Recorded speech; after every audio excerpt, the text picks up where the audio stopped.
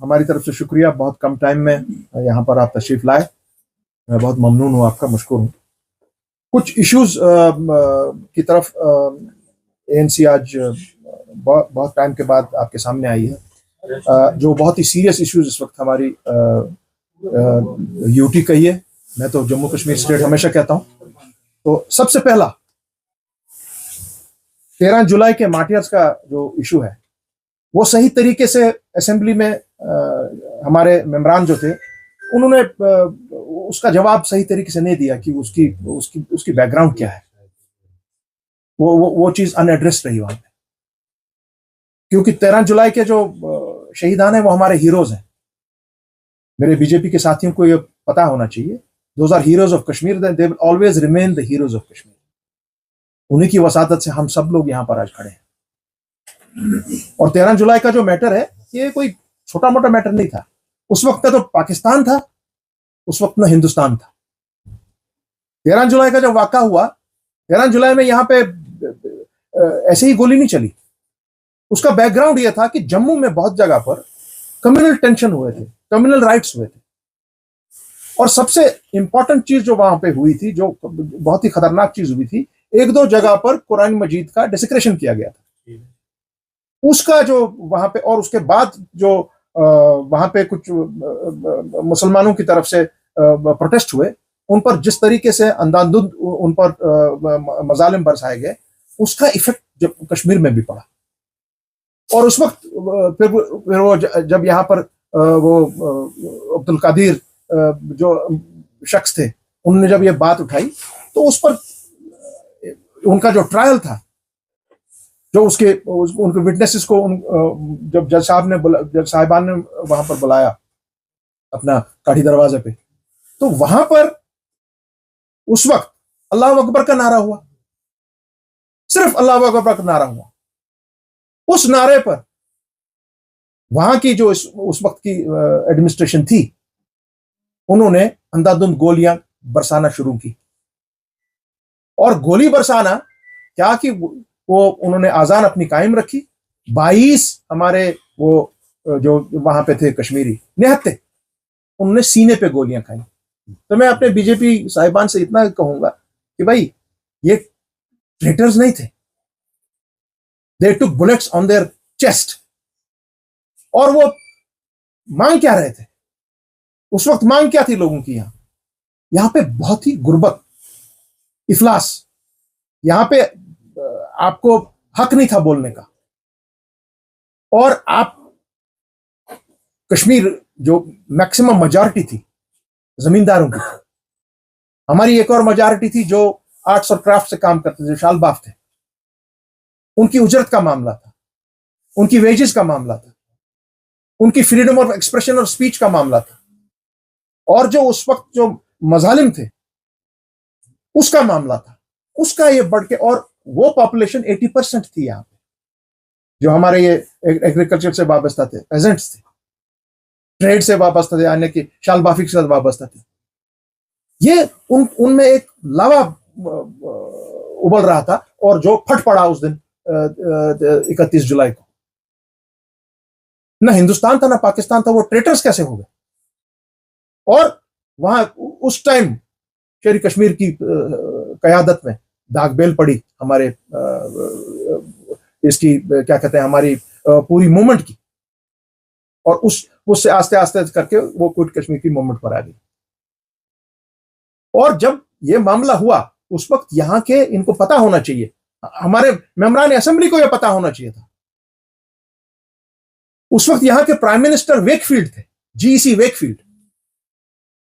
उनको फाइनली फिर महाराजा ने हटाया कि ये कैसे यहां हुआ। यहां पर कमीशन बिठाया गया उस वक्त। और फाइनली वेकफील्ड को जो नया प्राइम मिनिस्टर यहां पे आया, वो आए राजा हरिकिशन कौल। राजा हरिकिशन कौल साहब हमारे कश्मीरी पंडित बरादरी से ताल्लुक रखते थे, मगर उनका व्यवहार ठीक नहीं था टुवर्ड्स द मुस्लिम मेजॉरिटी, खुसूसन टुवर्ड्स शेर कश्मीर शेख मोहम्मद अब्दुल्ला। और फिर जो यहां पे हालात खराब हुए कश्मीर में, जो यहाँ पे टेंशन फैला जम्मू में भी कश्मीर में भी, उसकी पूरी सदागश्त पूरे मुल्क में हुई, और वो इतनी खतरनाक हुई कि ब्रिटिश एम्पायर ने, वाइसरॉय ने यह महसूस किया कि जम्मू कश्मीर का जो निजाम है उनको वो अपने हाथों में लेना चाहिए। इतना सीरियस वो मैटर हुआ, और फिर महाराजा साहब ने इंश्योर कराया कि ये चीजें नहीं होंगी दोबारा। उनने फिर वो कमिटीज बनाई, फिर हमारी मुस्लिम मेजॉरिटी के साथ बात हुई। ये बैकग्राउंड है 1931 का। और आप कहते हैं कि जी वो ट्रेटर्स है। अगर आपके हाथ में कल को पूरी यहाँ की बागदौड़ लगी, मुझे तो इसमें कोई बोलने में हिचकिचाहट नहीं होगी। आप तो हमारे शहीद मजार पे जाएंगे और शायद उन कब्रों पर आप मकानात और दुकानात तामीर करवाएंगे। सो मेरी डिमांड एएनसी से ये होगी, ये डिमांड मेरे जितने भी हमारे फाजिल दोस्त हैं इस वक्त वहां पे असेंबली में, उनको सिर्फ ये डिमांड नहीं करनी चाहिए थी। स्पीकर ने जिस बंदे ने ये बात की थी, लीडर ऑफ अपोजिशन जो वहां पे है, उनका रिमार्क्स को एक्सपेंड कराया, उतना ही बात नहीं है। उनको पूरी सेशन के लिए जब तक वो माफी नहीं मांगेगा इस चीज पर, उनको दोबारा असेंबली में अंदर आने की इजाजत नहीं होनी चाहिए। यह बात होनी चाहिए थी। दूसरी अहम बात है जो आपने बात की, अपने हमारे कांग्रेस के यहाँ के जो प्रेसिडेंट हैं, बहुत ही एक उल्टे अनाप शनाप बात उन्होंने की। हालांकि वो हमारे भी इसी तंजीम के प्रोविंशियल प्रेसिडेंट रह चुके हैं। उनने अपनी कैरियर की शुरुआत नेशनल कॉन्फ्रेंस और अवामी नेशनल कॉन्फ्रेंस से की। और इस तरीके की बात करना कि स्टेटहुड ही स्पेशल स्टेटस है, कैसे भाई? मैं कांग्रेस से पूछना चाहता हूं, is statehood special status? Special status of Jammu and Kashmir means 370. Special status of Jammu and Kashmir means constitutional rights 35A. That is special status. Special status is not only statehood.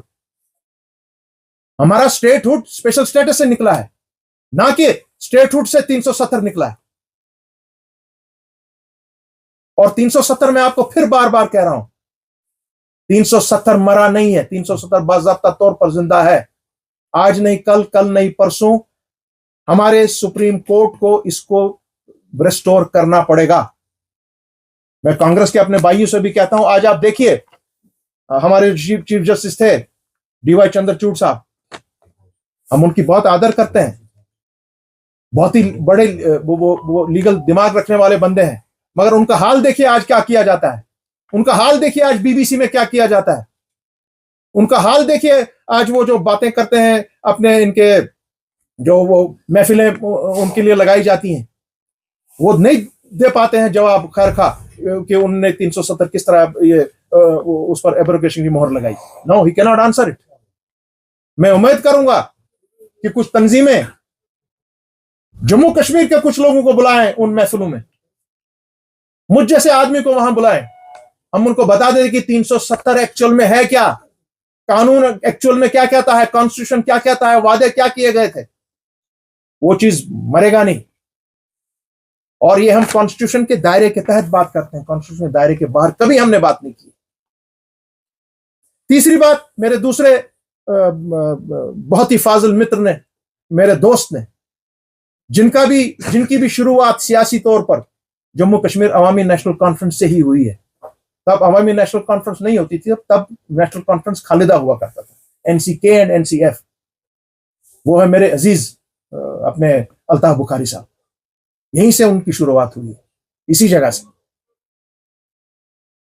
और उनने परसों एक बात कही जो मैंने सुनी, बड़ा अफसोस हुआ अल्ताफ साहब आपसे ये सुन के। क्या आप कहते हैं कि अगर डोमिसाइल यहां कोई हो 50 साल का, अगर यहां कोई रहे, उसको डोमिसाइल सर्टिफिकेट दिया जाना चाहिए।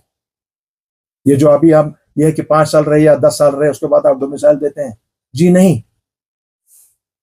अगर यहां बाहर का कोई आदमी आएगा जो यहाँ का पुश्तैनी बाशिंदा नहीं है, जो यहाँ का स्टेट सब्जेक्ट नहीं है, अगर वो यहाँ 5000 साल भी रहेगा, उसको डोमिसाइल नहीं दिया जा सकता है। यहाँ का डोमिसाइल इज ओनली यहाँ का जो हिंदू है, मुसलमान है, सिख है, डोगरा है, कश्मीरी पंडित है, गुजर है, बकरवाल है, पहाड़ी है, लद्दाखी है, करगिली है, कोई यहाँ का डोमिसाइल है जम्मू कश्मीर का। Domicile does not mean that anybody coming here from outside, he will live here for 5 or 10 years or 15 years and we will give him domicile. No. आपको जितने भी लोगों को, ये असेंबली में आज बात होनी चाहिए, ये उनको बिल तो पास कराओ यार कि 2019 के बाद जिसको भी डोमिसाइल सर्टिफिकेट यहां दी गई है उसका कैंसिल किया जाएगा। एक वक्त आएगा ये कैंसिल होगा और वो गुलाम अहमद शाह की सरकार ने जलाए।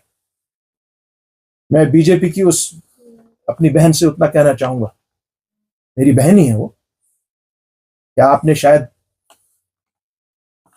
पूरी तरह से अभी आप जम्मू कश्मीर की सियासत से नावाकिफ हैं, ना तजुर्बाकार हैं आप सब बीजेपी के लोग। उस वक्त की जो मंदिर जले उसमें 170 लोगों को पकड़ा गया, 170, क्योंकि हम खुद वो कंडक्ट कर रहे थे वो अफेयर्स यहां पे। उस वक्त हमारी सदर बेगम खालिदा शाह साहिबा, मैं खुद हम अनंतनाग में रहे 3 या 4 दिन, अपने डायरेक्टर जनरल पुलिस के उनने जो कैंप लगाया था वहां पर 4 दिन के अंदर, 5 की 6 दिन के अंदर अंदर तमाम मंदिरों को ठीक कराया गया। और मैं जो ये जो मोहतरमा है जिन्होंने ये बात की थी बीजेपी की, ये क्या लिखा है इस पर याद की लाइट मेरे जा रही है, नाम क्या लिखा है, रजनी जी शाह साहब ने आपके बागी बहू जो बनवाया उस पे सदियों पुराना मंदिर था, सदियों पुरानी मस्जिद थी, दोनों को आबाद करवाया। सेक्रेटेरिएट जम्मू में जो मंदिर था जिसके साथ में एक कमरा खोला गया कि इसको मस्जिद के तौर पर इस्तेमाल करो नमाज के लिए, वो मंदिर को सही करवाया गया। उन्होंने सेक्युलर रिवायत को कायम और दायम रखा। यहां पर मंदिर इसलिए जलाए गए क्योंकि उन्होंने इनकार किया कि मैं कोलिशन सरकार कांग्रेस के साथ नहीं बनाऊंगा, मैं 2 मेंबर कांग्रेस के अपनी सरकार में नहीं लूंगा। उन्होंने सरकार छोड़ी मगर अपना प्रिंसिपल नहीं छोड़ा। और आज देखते हैं आपकी कोलिशन सरकारों ने कौन सी दुर्गत बनाई है हमारी श्रीनगर जम्मू कश्मीर की रियासत।